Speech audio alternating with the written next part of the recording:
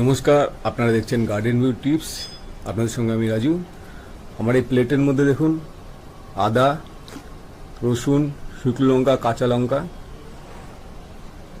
আপনারা কি ভাবছেন আমি কোনো রান্নার রেসিপি নিয়ে বলবো? একদমই না। এটা হচ্ছে পোকা মারার রেসিপি। এই আদা, রসুন, লঙ্কা এগুলি একটি ঘরোয়া কীটনাশক এবং অত্যন্ত কার্যকরী। এর ব্যবহারে গাছের পোকামাকড় হাত থেকে আপনাদের গাছকে রক্ষা করতে পারবেন।